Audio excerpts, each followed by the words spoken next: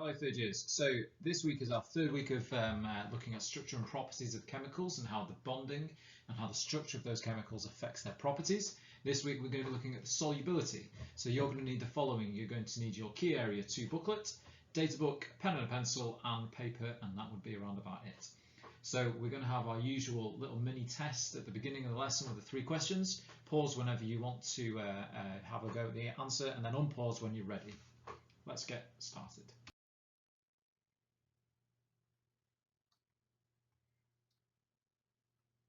Okay, so which of the following elements forms an ion with a single positive charge and an electron arrangement of 2,8? You may wish to use the data book to help you. So we've got our 4 chemicals there. So if we take them in turn, we look at, say, magnesium. Well, the magnesium atom has an electron arrangement of 2,8,2. If it becomes an ion, it's going to want to fill its outer shell, or rather have a filled outer shell. And the way that it does that is it loses 2 negative electrons and it therefore becomes 2,8. If it does so, it's now got 2 more positive protons than it does negative electrons, so it has a 2 positive charge. So does that fit what we're after? Well, yes, in one way it does, because it has an electron arrangement of 2,8. But it has a double positive charge. It has a 2 positive charge as opposed to a single positive charge. So this is not our answer. If we look at fluorine, well, fluorine, the atom, has an electron arrangement of 2,7.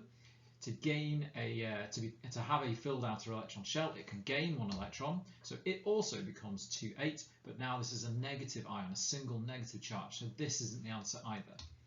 However, if we look at sodium, sodium has an electron arrangement of 2,8,1. It's got that 1 outer electron because it's in group number 1, and it will lose that outer electron to become 2,8, and it also has a single positive charge, so A is the correct answer of this one. It can't be D, neon, because neon is monatomic. It already has the electron arrangement of 2,8, so it isn't going to gain or lose any electrons at all. That's why it's unreactive. So it will not form an ion. So A is the correct answer here. Next question. So I believe you had this in the Google form, so this should be familiar. Pause this, and when you're ready, we'll go through the answer. Alright, so chloromethane gas, we want to figure out, does it have a high or a low melting and boiling point? Well, if it's a gas, that should indicate to you that it has a low melting point. It means that at room temperature, so 25 degrees Celsius, it's going to be a gas, so at some point it's melted and boiled before that temperature. So its melting point is low. Does it conduct electricity? Well, the way that we work this out is we need to know what the atoms are within that chemical. So hopefully you would have Googled chloromethane, and that is Cl, C and H, so chlorine, carbon and hydrogen. Those are all non-metals, therefore this is covalent. Because it is covalent, it will not conduct electricity. Next, solid sodium chloride. Well, if it's a solid at room temperature, it probably has a higher melting point. It's ionic, we know that because the sodium metal and the chloride non-metal ions, they will form an ionic lattice, and ionic lattices have very, very high melting and boiling points. Does it conduct electricity? Well, if it's in the liquid or in a solution, it will, because the ions are free to move. But when it's a solid, the ions are stuck in that lattice, so therefore it will not conduct electricity. And here's a sort of reminder of our 2 structures here. So on the left-hand side, we've got the sodium chloride. We've got all of those positive and negative ions. They're all ionically bonded to each other, and the ions are not free to move. And because there's lots and lots of ionic bonds, which are very strong, the melting point is high. On the right-hand side, we've got a representation. This is actually water, but it represents the discrete covalent molecules that is also found in chloromethane. So although it's not chloromethane, the idea is the same, that we have individual molecules that are held together themselves by covalent bonds, but the molecules interact via intermolecular forces which are weak, which gives us the low melting and boiling point. Okay, next question. So apologies for the resolution on this one, but basically what you have to do is you have 4 things at the top: discrete covalent molecular, covalent network, ionic lattice and metallic lattice, and you have to put those in the boxes there. So pause this, when you're ready, let's go through it. Okay, so the first one, does not conduct electricity and has high melting points. Well, if it doesn't conduct electricity at all, then that must mean it's a covalent network, the exception being graphite. If it has a high melting point, that also indicates to us that we're talking about a covalent network, And an example that we have here is silicon dioxide. Next one, has high melting points and conducts electricity. So high melting points could be covalent network, it could be metallic lattice, or it could be an ionic lattice. So that doesn't really help us, but the next bit should help us. And conducts electricity when liquid, but not when solid. Well, covalent networks will not conduct electricity. Metallic lattices will conduct electricity either liquid or when they're solid. So the only one left over is the ionic lattice, which is the correct answer. So here's an example of an ionic lattice. We've got calcium chloride. In the lattice structure, the calcium and the chloride ions are ionically bonded. The ions are not free to move, so it can't conduct electricity. But when it's a solid, the ions are separate. They are free to move. It can conduct electricity. Okay, next. Conducts electricity when solid and have a wide range of melting points. So if it conducts electricity when solid, then it's going to be a metallic lattice. There's nothing else it could be. The wide range of melting points, well, mercury has a very low melting point, which is why it's a liquid at room temperature, whereas some metals are in the hundreds or even in the thousands of degrees Celsius. So it's a very, very wide range of melting points. The example we've got here is copper, would be an example of a metallic lattice. And the last one does not conduct electricity, so that could be covalent. Well, it is covalent, but is it covalent network or is it discrete covalent molecular? Well, the low melting points is the clue that we're talking here about a covalent molecule. An example would be sulfur. Okay. So this is what we're going to cover today. If you can pause this and have a read of the success criteria, and then we'll get started. So before we begin properly, I think it's important to make sure everybody has got these definitions, these three things here: solvent, solute, and solution, because they're going to be really important words today.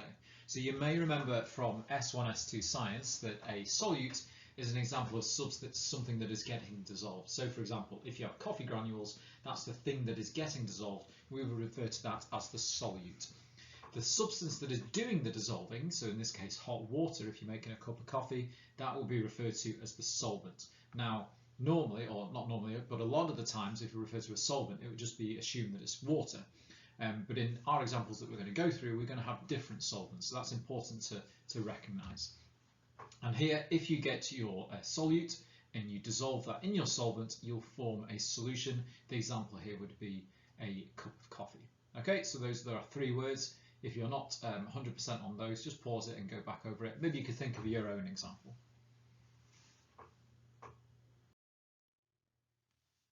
So the way that we're going to go through this is we're going to do this virtual experiment, and I've got some videos and I filmed one myself for you to go through. Our aim is to investigate how the structure and bonding of a chemical, so whether it's an ionic or covalent, and whether it's the network, molecular or lattice structure, how that affects the solvent that they will dissolve in. So for example, will ionic salt dissolve in water? Will ionic salt dissolve in a different solvent, and so on and so on? Our method, we're going to watch the videos, and then as we're going through this, I'd like you to complete the table on page 55. So you may need to go back and watch the video again if that helps you, but just watch the video, complete the table on page 55. And the table is this here. So I want to spend a couple of seconds just going through this table because it is quite complicated. So we have here in the red box, those are our solutes. So those are the things that we're going to dissolve. The top three, sodium chloride, copper 2 sulfates and potassium nitrate, they're all ionic chemicals. They're metals and non-metals bonded together. So we've got some ionic solutes there. The bottom three there, camphor, paraffin wax and cooking oil, they're all covalent solutes, because they're all non-metals all bonded together. Now, in the examples of the videos that I've found and that I've recorded, we don't have all of those solutes. So you have to use the information from, let's say, for what happens if you dissolve sodium chloride, you can use that information to predict what would happen if you dissolved copper 2 sulfate, and so on and so on. The solvents that we're going to use are, first of all, we're going to use water, and then we're also going to use white spirit and hexane. And both white spirit and hexane would give the same results. So, for example, if you dissolved sodium chloride in hexane, the result for that would be the same as it is in white spirit. So hopefully that helps a little bit. Let's watch these videos and see what happens. Okay, so let's watch this video here. We have our solute is going to be polystyrene and our solvent is going to be covalent acetone. So that will be equivalent to, say, camphor dissolving in hexane or in white spirit. It is 9:45 and time for Imagine It. Extreme scientist Jamie Pafford is here. Good morning to you. Good morning. All right, normally when these are set out, this means I got to put them on, right? Yes, okay. absolutely. And you're also going to want to put some protection on your hands. Okay. Just for splash protection, because we're going to be using acetone. Ah. Yes, and we're okay. going to be talking about polymers and plastic and styrofoam. Oh yeah, we see that everywhere. We do, and we actually call it by the wrong name. Styrofoam is actually a brand. It's like Band-Aid, Kleenex, Q-tips. Oh. Yeah, things Okay. like that. Really what we're drinking out of is something called polystyrene. Polystyrene. Polystyrene. Right. And what the process to actually get our cup, we use very little polystyrene, and it's kind of whipped in with air, and we ended up with a very nice insulated cup that we use for coffee. Sure. But let's go ahead and see exactly how much polystyrene is in one of these products by going ahead and placing it in some acetone. So go ahead and just upside down? go ahead, go put it in there. Okay. Do I hold it there? Yep, you can let it go and Oh, it'll wow. start to break down fairly quickly, right? Yeah. You can see it kind of melting or dissolving actually in there. absolutely. Now, is this acetone like we would see at the nail salon or something? It's Or is it very different? high concentrated acetone. Okay. So what we're left with once we dissolve that Wow. polystyrene is like this goopy, molten, plasticky grossness, right? Huh, It's kind sure. of. But that's a small amount for as large of a cup. It is. It's Okay. 98% air located within our cup. You want to do Okay. another one? Yeah, sure. Okay. Now, to get this product, we can use polystyrene for anything. We can use it for the plastic cups, utensils that you see, CD cases, razors, things like Okay, that. yeah. Now, in order for us to get the coffee cup, what happens is they take that polystyrene and they dissolve a agent called hydrochlorofluorocarbon. Okay, I'm following. You're taking me back. It is, and it's dissolved at extremely high pressure. And then it's extruded through a narrow slot, and it Wow. creates, and it allows it to expand and creates these really large foam sheets. So we're actually gonna take this large foam sheet, 'Kay. because it's kind of its pro and its con, right? Is that Sure. styrofoam. I'm gonna go ahead and push that down in there. Wow. Now the It pro, just dissolves so it fast. really does. And the pro and the con of styrofoam is that we use a very little material, but it's 98% air. It's very insulated, but it's bulky. It takes up a lot of space. So we can't really recycle it. You can recycle it. Unfortunately, locally, we don't have anywhere that we can take it. And when they do recycle it, they're using extremely high temperatures, and we can't get to those extremely high temperatures.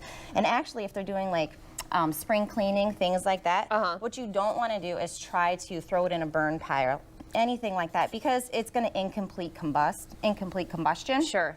So it's sending off like essentially toxic It is. stuff into It's the like that atmosphere. black carbon monoxide, things like that. So Gotcha. now this is fun and it's truly enjoyable. But we can also use styrofoam as kind of a memorable teaching moment for safety. Okay, Right? yeah. So if we're in a classroom, or a lab actually, and we have good old Carol here. Oh, Carol. Carol. All right. Now students, sometimes they don't like to wear eye protection. They don't want to look goofy, silly in front of their friends, things like Okay. that.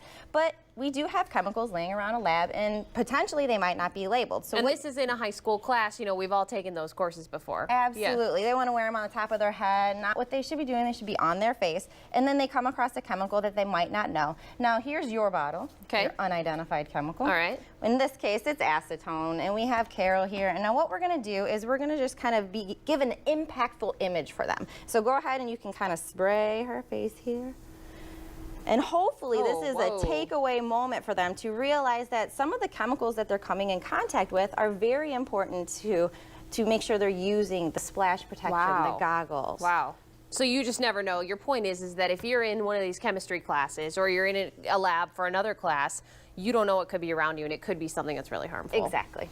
Wow. Okay, that's a very telling experiment right there. It's pretty but gross. definitely kind of a neat way to see what that takeout box that you get is really all about. Yeah. Pretty cool. Well, Jamie, thanks so much for coming in. A quick And our next video here is looking at if you have water and white spirits as solvents and what happens if you dissolve different chemicals in them.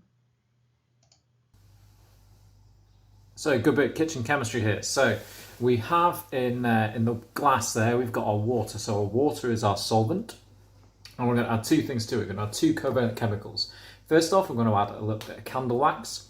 And then after that, we're going to add some oil. And both of these are covalent chemicals. And we're going to see if the water is able to dissolve them. So here's the candle wax here. Does it dissolve? Well, if we give it a little stir,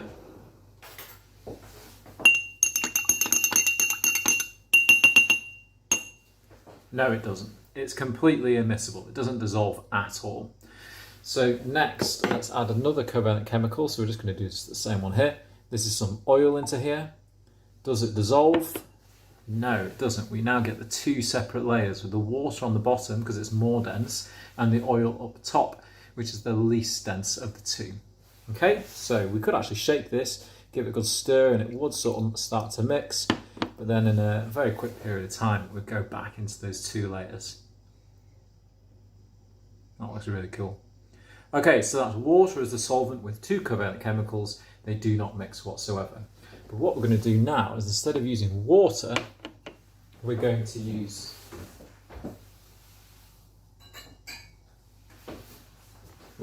some white spirit. So white spirit is a covalent chemical. So let's add that there. So now we're going to add a white spirit is going to be our solvent, and we're going to add some oil to it and see what happens. We can sort of compare it. There's our oil and water. So let's just compare these and see what happens.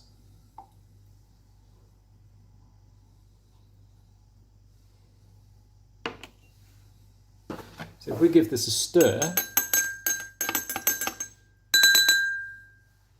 so these chemicals now, the white spirit and the oil, they've completely dissolved in each other, and then we've now just got one solution. Okay, next what we're going to do now is we're going to use white spirit again. It's going to be our solvent. And this time we're going to add some salt. So let's pop the white spirit in. There we go. And now some ionic salt, and let's see if this dissolves in here.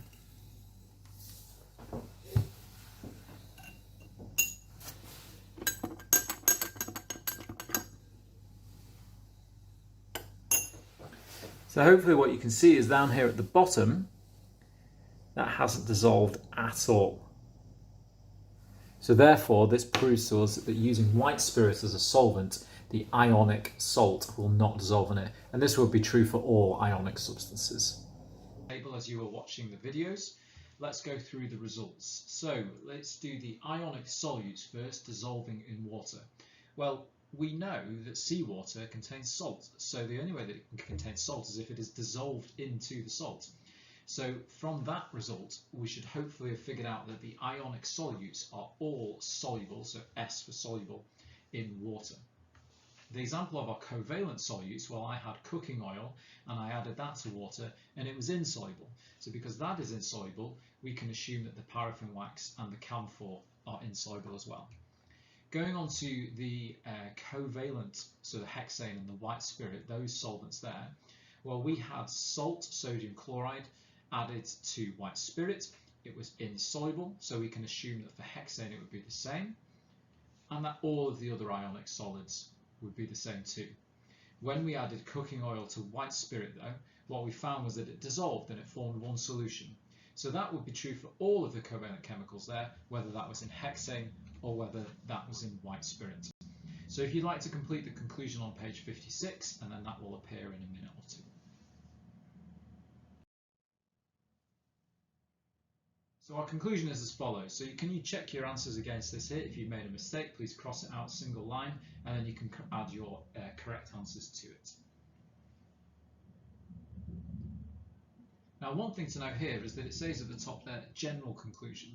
So this is a general conclusion that all ionic solids substances are soluble in water. It isn't true for absolutely every ionic substance, and we have examples for this here. So what I thought we could do now is to have a little bit of an assessment. So I'm going to ask you, is the chemical that I'm going to put up here, is it going to be soluble if it is added to water as a solvent? The way you can do this is if you go to page 8 of your data book, you'll have a table of solubility. And on page 8, that should allow you to figure out if something is soluble or not.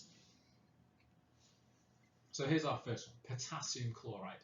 Is that going to be soluble or insoluble when you add it to water? So go to page 8 and then pause this. In fact, I'll put them all up and you can decide, are these going to be soluble or insoluble in water?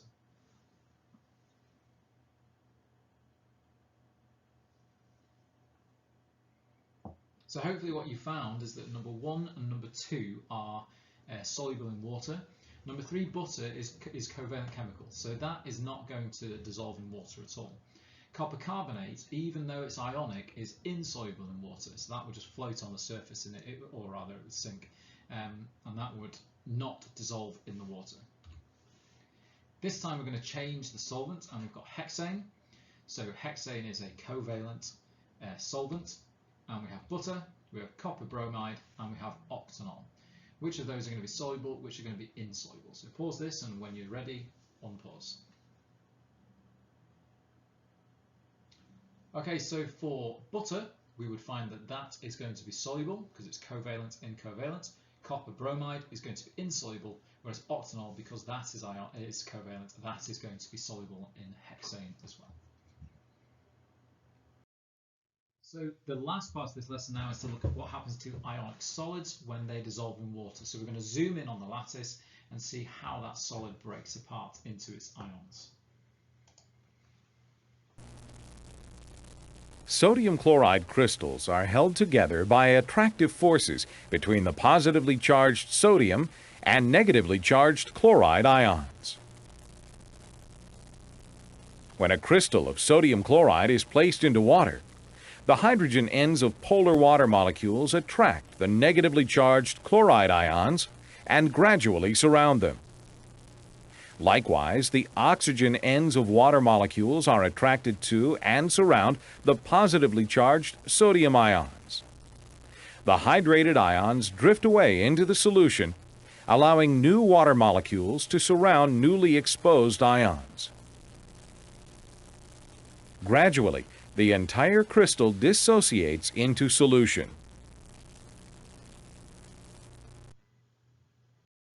Okay, so basically what happens when you have an ionic solid, the water molecules will start to surround the ions, and as it does so, the water molecules will attract the ions towards it, and eventually that lattice will break up.